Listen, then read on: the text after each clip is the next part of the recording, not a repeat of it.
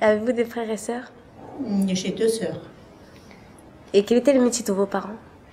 Le métier de mes parents, mon père est décédé, j'étais très jeune, donc il travaillait dans les champs. Et ma mère, elle était mère au foyer. Vos jeux préférés? À cette époque, mes jeux, je ne me rappelle pas trop, je sautais la corde, jouer avec les poupées. Un jeu de questions-réponses pour mieux se connaître, pour mieux appréhender les générations.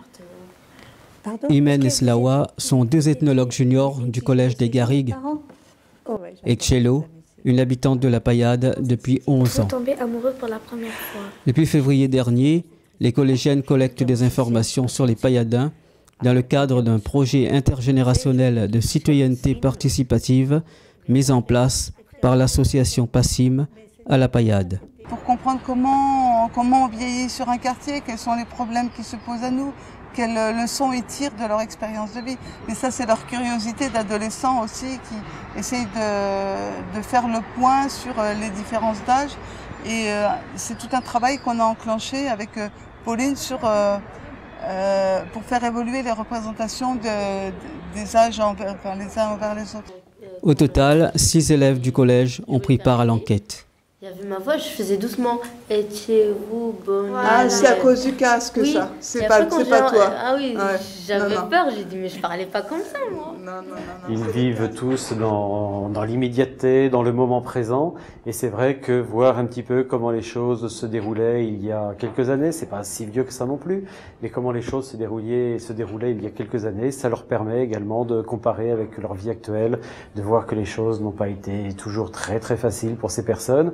Et que finalement, ils ont un petit peu de chance quand même de pouvoir bénéficier de l'école, d'aller tous les jours au collège, dans un collège près de chez eux, et de recevoir un enseignement de qualité. Il y en a, ils n'ont pas eu la chance de faire aller au collège, au primaire, au lycée.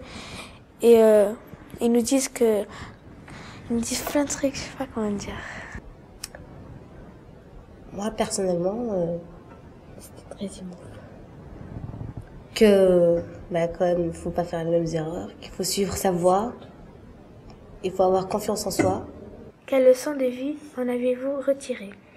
Le premier amour, les premières sorties, l'enfance ou encore l'arrivée en France. Pareil. Une question qui ravive le souvenir d'une époque difficile. Rencontrer les jeunes comme ça, qu'est-ce que ça vaut? Qu'est-ce que ça représente pour vous? Mais je sais pas, pouvoir dire c'est tellement souvent négatif que je pense que c'est important. Enfin, c'est important pour moi de pouvoir dire autre chose. Enfin, je sais pas si je l'ai dit, mais en tout cas, j'essaye, quoi. Qu'est-ce que vous leur avez dit? Il faut qu'ils croient à l'avenir. Hein. Voilà, croire à l'avenir, c'est tout. Quelles sont vos habitudes par rapport aux outils numériques? Voilà. Et donc à chaque fois, on a essayé... D'autres ateliers viendront courant mai compléter ce programme. Ainsi, un stage vidéo intitulé « Les grands-parents, c'est héros » ou encore le cinéma mémoire et les tiroirs à histoire où les habitants de tous âges confrontent leur réalité. L'idée de ces ateliers, c'était de mettre en interaction les jeunes et les personnes âgées qui ont souvent beaucoup de préjugés et de représentations les uns envers les autres. Tous ces ateliers seront valorisés sous forme d'une exposition à l'automne 2014. À partir de septembre, un groupe de collégiens des Escoliers de la Mosson travaillera sur l'élaboration d'une plateforme numérique. On pense que ça va ressembler un peu à un Facebook privé où les gens vont pouvoir se connecter avec un pseudonyme. Pour pouvoir s'y connecter, il faudra qu'ils soient obligatoirement habitants du quartier de la Payade ou de la Mosson. Voilà. L'association PASSIM attend d'autres résidents du quartier afin de poursuivre ses actions.